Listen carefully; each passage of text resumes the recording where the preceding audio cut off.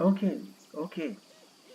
So today's topic is very relevant for modern time uh, because every day for 10 hours, 12 hours, we look at different kind of screen. Starting from we wake up, we look at our smartphone and then we work on PC or computer, laptop. We check tablets, we look at television, even before going to sleep, we keep on scrolling our mobile phone. Sometimes we do not have any choices, we have to work on computer these days. All the manual uh, work is obsolete. Earlier time we used to write on papers. Now we write on Notepad or Microsoft Word or some other software. Earlier we used to use calculators. Now we have Excel and some other softwares. Uh, Even if you go to the local shop, you will find the person who is doing the billing using a computer. So we cannot escape the screen fully. But how we can manage our screen time and knowing the neuroscience behind the effect that it has on our mental health uh, or our brain health is what we are going to talk today. So, time to time, we have to ditch our screen or we have to avoid the screen. So, first, let us understand that how it affects our brain health or our mental health. And also, I will talk about a few research which has been done, and we could find some tangible information that yes, it is detrimental for our well-being, it is detrimental for our mental health when we obsessively uh, look at screens or when we obsessively use this kind of gadgets throughout the day. So the first thing that when we take break from any kind of screen, suppose you are working on your laptop or on your MacBook, after half an hour, after 45 minutes, you take a break of 5 minutes. What happens that it reduces the stress built up inside the brain. And the most important factor is when you are taking a break, you should not look at any screen. Many people I have seen in my office or in different places that they are taking a break. Maybe they were working on their computer, they took a break and then they're looking at the mobile phone. It's not a break. The brain is still processing that information. You are just switching from one screen to another. I have even seen people that looking at two, three screens at a time, and that actually gives a lot of cognitive load to our brain because the brain is constantly trying to process information, even if we do not want to. The brain will do that. This is how the brain is wired. This is how the brain has evolved. So brain wants to find patterns uh, where we can survive and we can take shortcut and we can just avoid some pain. This is basically the role of the brain. So even if we do not want, if a screen is front of you and some news is going on, the brain will start processing, even if not consciously but subconsciously it will do. Now, what happens when we look at screen for prolonged time, maybe in the evening or maybe when we are going to sleep? But before that, and I have seen many people take the mobile phone or smartphone into their bed, and that negatively impact their sleep quality. The first thing, the blue light that emits from the screen, be it from laptop or smartphone, it tricks our brain thinking then it's a daytime, it's a day. So brain gets tricked by this blue light. What happens because of this? The cortisol level increases. In daytime, we need to be alert, we need to be awake. This is how our neurobiology works inside our body. So the cortisol increases. And we need to remember that cortisol is a stress causing hormone. It causes stress. And when we look at screen at night time, it suppresses the melatonin. The melatonin is responsible for our sleeping. Many people nowadays take pills to produce melatonin. So when we look at screen at night time, this is what happens. The brain thinks that it's day, the melatonin gets suppressed and cortisol increases. And when cortisol increases, our stress level also increases. The next thing what happens, like I was discussing, that when we look at screen, no matter whether we want it or not, it puts some cognitive load onto our brain. And this cognitive overload or this information overload depletes our mental energy. Why? Because we are looking a different kind of information, maybe onto social media, maybe on YouTube. So you are looking one video about the recent war, the next video the petrol price is increasing, the gas price is increasing, the third is maybe some advertisement. Our attention gets fragmented, and with this constant high visual and this cognitive overload, our mental energy reduces. Our mental energy,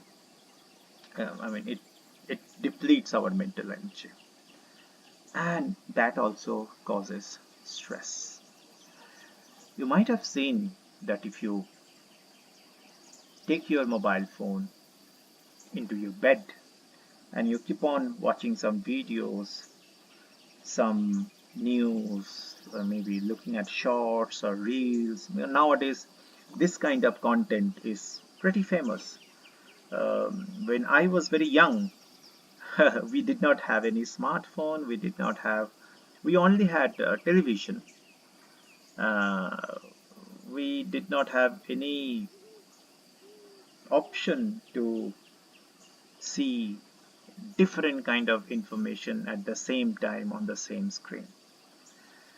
But now, since this kind of information is available 24 into 7, if you keep on looking at them, it creates some kind of FOMO, fear of missing out. And you feel like, okay, now let me check the next video. Okay, now let me check the next news feed. Okay, now let me check the next content. And this next will go on till 3 a.m., 4 a.m. at night. And then you will feel that you are pretty exhausted. And finally you will sleep. And the next day when you wake up, you don't feel good because you did not have quality sleep. And you feel mentally tired. And also it creates a kind of, fake dopamine inside your brain. So that is a different topic altogether. We are not going to discuss about this thing.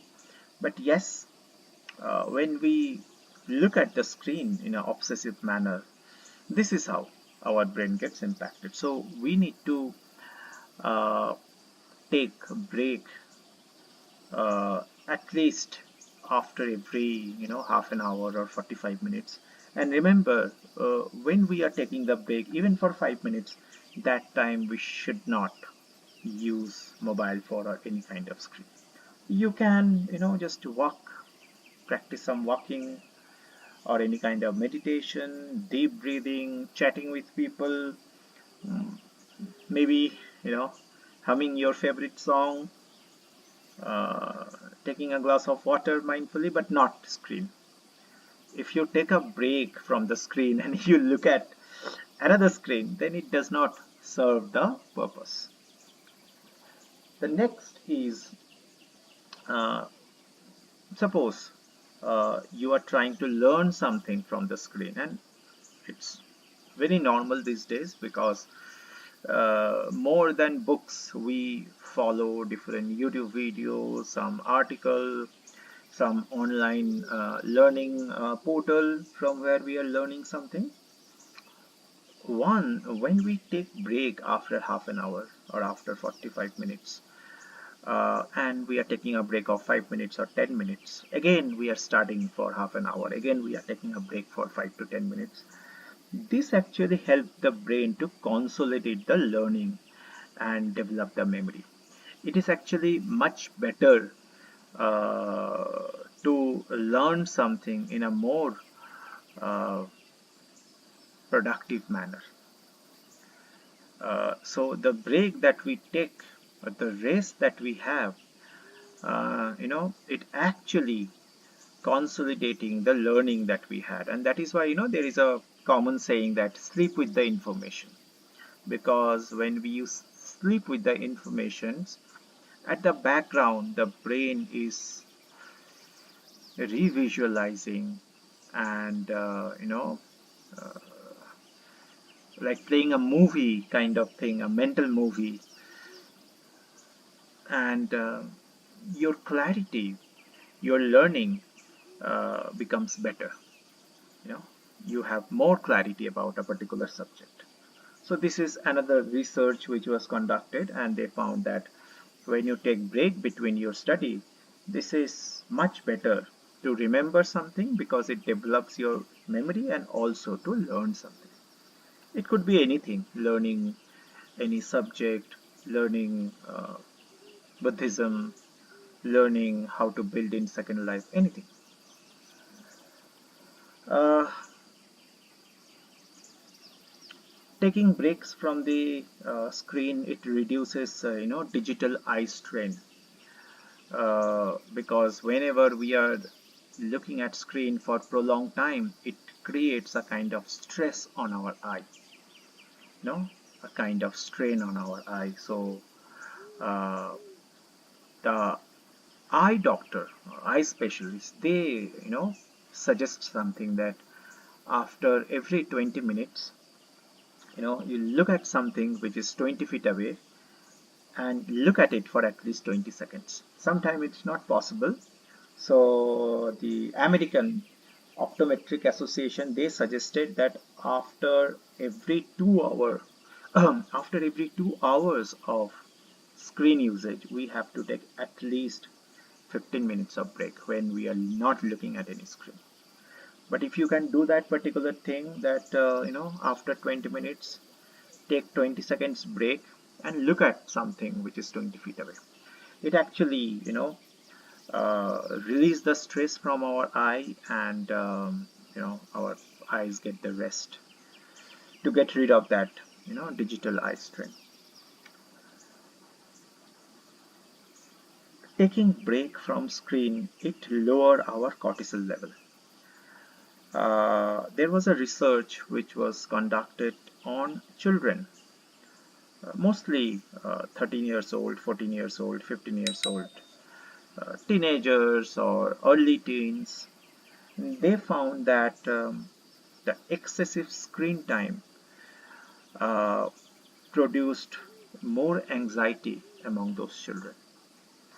What happens? Because when people excessively look at screen, the cortisol level increases, and the cortisol is a stress causing hormone. So automatically, if the cortisol increases, the stress level also increases.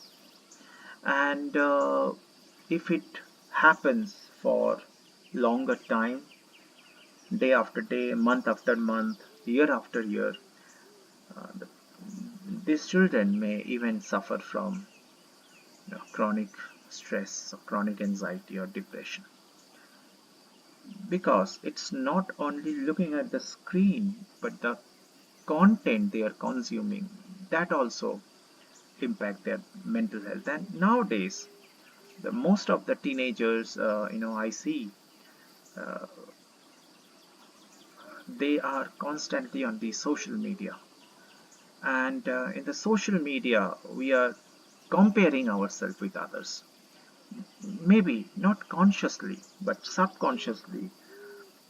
We are comparing. Oh, uh, he has gone to abroad, he had got a better job, he had bought a new house, he had bought a new car, he had got a beautiful life partner, this kind of things. And this is why they also suffer from some kind of low self-esteem. They suffer some kind of uh, inferiority complex. And in social media, what happens? People always post the good thing. I mean, they never post the bad thing. They always post something which is a little bit of exaggerated, which is a little bit of extra, which did not happen in the real life. And people get influenced by them, and it impacts their mental health in a very profound manner. That is why, I have seen that many people leave social media altogether, completely. Maybe for all of us it is not possible. I still I use social media because some of my friends are living abroad. Sometimes I talk to them, but yes, we need to limit the usage of social media. Like, I try to limit it 30 minutes a day maximum. I don't use any kind of social media not more than 30 minutes. uh, there was another research, and where they found that when we are having leisure time after the work, or maybe after waking up, we have 1 hour. uh, After the work, in the evening, we have some time, leisure time, free time. That time, reducing screen usage during our leisure time improve our psychological well-being. There was a research on it. So those people who avoid screen in their leisure time, they have better psychological well-being. They are better. They have better pro-social behavior. Pro-social behavior means they are more um, talkative with other people. Being social, attending different events, or be active in a community, and they have less behavioral difficulties. So this is another research which found. And the last one, which is the most important, that it improves our sleep quality. So that is why the psychologist and the psychiatrist, they always suggest, or they always prescribe that you should cut your internet, or you should switch off your phone, or you just take your phone to another room 1 hour before you go to bed. So that 1 hour you can read some book, you can listen to some music, but don't look at any screen. Why? I told you, the it will trick your brain thinking it's a daytime, and it will produce cortisol and it will suppress the melatonin. So if you're going to go to bed at 11 p.m., it's better that at 10 p.m. you, just shut down your internet connection. Just switch off your internet connection. And if internet connection is not there, what you will do on your mobile phone? Yes, you can listen to some music or you can listen to some audiobook. That is fine, as long as you are not looking at it. So how we can manage this situation? Like I told you, it's not possible to escape screen altogether because it is very much embedded in our daily life, the way we work, the way the modern society functions. We cannot live without computer, we cannot live without phone these days. But yes, we need to practice some kind of you can say digital fasting. Like after you wake up, do not look at your phone or do not look at your laptop for at least 1 hour. And at the night also, before you go to bed, at least for 1 hour, do not look at any screen. You can read any book. You can practice the mindfulness, or you can just chat with your husband or wife or siblings or anyone if you like to. But don't look at the screen. Uh, when we are taking break in between the work, it's better that time we do not use our smartphone. We can do some walking or chatting with our colleague or chatting with other people or just listening to some music but not looking at screen. What I do, mostly I work from home, but yes, sometimes I have to go out and talk to clients, and sometimes I have to give training to people. But when I'm working from home, after every 1 hour, I wake up and I do some kind of treadmill just for 5 to 7 minutes. And when I'm taking that 5 to 7 minutes break, that time I just close the lid of my laptop and I'm just walking on my treadmill, or maybe I go to the rooftop and look at the surrounding, just walk there, but I don't look at the screen. If it is possible for you, you can also do that. If you work from office, you can also just get up from your cubicle table, and you can just walk for 5 minutes, 7 minutes, 10 minutes, whatever help you getting rid of the screen. uh, or you can do another thing. Every day we have tea and coffee. I have 2 3 cup of coffee in the morning and couple of cup of tea in the evening. So sometimes what I try to do, that when I'm taking a cup of coffee or taking a cup of tea, I'm not looking at any screen. Maybe some music is uh, running at the background. I love listening to classical music, Western classical or Indian classical. But when I'm having a cup of coffee for 5 minutes, 7 minutes, or a tea, my lid of my laptop is closed. So this is another way I try to ditch my screen. So you need to find out some way which is suitable for you. Something which is possible for me may not be possible for you. Maybe you can come up with some kind of break where you can practice some kind of mindfulness, closing your eyes. Because when you are closing your eye, definitely you are not going to look at any screen. It's like a full screen darkness, when you close your eye, full screen darkness. Or maybe you can do some deep breathing. You can read some books if it is possible for you. So you need to find out that how you are going to um, create a schedule of break. But yes, after every 1 hour you should get up and take a break from the screen. And if you use smartwatch nowadays, we use different kind of smartwatch, and in the smartwatch there is a feature that after every 1 hour it will give you a sedentary alarm.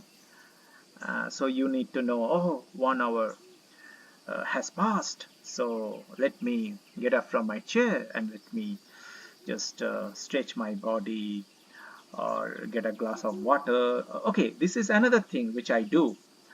uh, that also you can also do. You may not keep the bottle of water um, in front of you, because when you have the bottle of water, then you can just sip water from it. But if it is in the next room, then you have to get up and you have to go there in the water purifier, the water filter, and get a glass of water, and that will take 5 6 minutes. That will itself act as a break. So that also you can do. But as I said, that something which is possible for me may not be possible for you. So you have to find out and you have to explore different ways you can take break from your screen. And another thing that I do, if it is possible for you, you can do that on Sunday. I try to do some kind of digital fasting. I mean, I try to look at screen as less as possible. Uh, so if you think that you can do that on Sunday, you can do that, right? And one thing I do on Sunday, that I just switch off my internet connection. Yes, maybe I'm watching some movies, maybe I am listening to some music, that is fine. But the moment the internet connection is there, we keep on looking at different news and videos and social media, this and that. So I close the, switch off the internet connection. Yes, I watch movies. I love watching movies. I read a lot of books and I watch a lot of movies every day. That is fine. It's much better than the social media or YouTube, where we have this scrolling mechanism. So you need to find out which works for you. You need to find out how you can take a break from the screen. Uh, but one thing, we all should try that after we wake up for the first 1 hour and before we go to sleep, the last 1 hour, we should not look at our screen. So that was all about today's session, that how we can ditch our screen. But like I said, it's not entirely possible, but yes, we need to manage the screen time, because excessive or obsessive screen time is definitely detrimental for our brain health and for our mental health. And if you go to Google, you will find hundreds of articles, research paper, clinical study, where it has shown that how excessive screen time or screen usage uh, you know affects our mental health or brain health. Okay, yeah. Like Neo says, not easy, but yes, I can understand it's not easy, but uh, if we really want, we can do that. Okay, so now if you have any question or if you want to share something, please do, because in the this community at the Buddha Center, we learn from each other. Okay, so Sophie has written something. Let's see. I have wireless headphones for the computer while you have been talking. I stood outside my house looking at the mountain, at the snow at the top. It was a lovely mindfulness. Wow, wonderful. So I'm very jealous of Sophie, that Sophie can see the mountain from where she is. I cannot do that. I mean, the place where I stay, it's kind of full of buildings and all these things. So that's great, and thank you so much, Sophie, that you could do that, and we all can learn from Sophie. This is really relevant to me. I have been focusing on taking short breaks during work and practicing mindful breathing, letting my body reset and slowing my brain down. I can then have a more clear mind for the next time period. I'm able to get more things. Exactly, because when you take a break, the brain is consolidating that learning. Your neural pathways are getting built. So sometimes when you rest and you take a break, the things comes to you very easily, like a intuition, like an inner tuition, I should say. Okay, any other sharing or any other question? Uh, Marty says that this has been an eye-opener for me. I definitely spend way too much time behind a screen.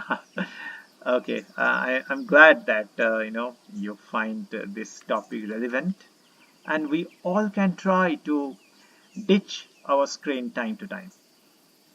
Okay, thank you so much, Synthetic. So we all must strive to um, avoid the screen whenever we can. Whenever we can. Sometimes it's not possible when we are working at the office, but yes, we can do that when we are having leisure time or on weekend. Bethi said that isn't it so that the reason why people use their screen is the instant gratification dopamine? True, true, Bethi. Because what Bethi says that this is exactly which I was talking a few minutes back. Because it creates a reward system in our brain. So the when we are looking at a video and we just swap it, or we just just scroll up and the next video comes, it releases a dopamine. Again, when we swap it, or the next video comes, it releases a dopamine, and this dopamine uh, act as a addictive substance. So it is a pure addiction. It is a pure addiction. So, and the young people, the teenagers, the Gen Z, they are getting conditioned with this kind of fake dopamine. So, because they are spending a lot of time on screen, they need to be mindful. Yes, watching YouTube videos, reading article or learning something online, that is fine, but wherever there is this scrolling mechanism, because this scrolling mechanism mimics the gambling mechanism, that okay, next thing will be better than this, next thing will be something which will change my life. If I do not see the next thing, I will lose something. This will keep on creating this kind of FOMO, and because of that they are mindlessly scrolling for hours and hours because of this fake dopamine. So this is really concerning, but I hope they will realize and they will limit their usage. Yes. Okay, Sophie said I had chronic nightmares for 14 years. When I saw a good therapist about this, she talked to me about the sleep hygiene to help train my body and mind to see sleep as a positive event. This included no screen time, contemplative time, or reading other quiet activity. Later, when I learned about Buddhism, I realized what she taught me was mindfulness practice without using the word mindful. Okay, got it. Yes, many therapists, they do not use the word mindfulness, but it is there nowadays. It is there in cognitive behavioral therapy. It is there, also in some other therapy as well. MBST is there, mindfulness based um, stress therapy. Yes. Bethi says that if so, then perhaps the easiest step would be to replace one addiction with an addiction that is either positive or at the very least less negative. Bethi, I would not say one addiction with another addiction, but I would say one addiction with another habit, because the brain actually do not understand what is addiction, what is good or what is bad. The brain understand habit, because when we keep on doing or what we keep on repeating, the brain creates the neural pathway, or the brain creates the neurons which fire together and wire together. So yes, with any positive habit, we can get rid of that addiction. Because to brain, I mean, brain does not care about good, bad, our emotions. Brain is a kind of survival mechanism. Its only aim is to make us survive.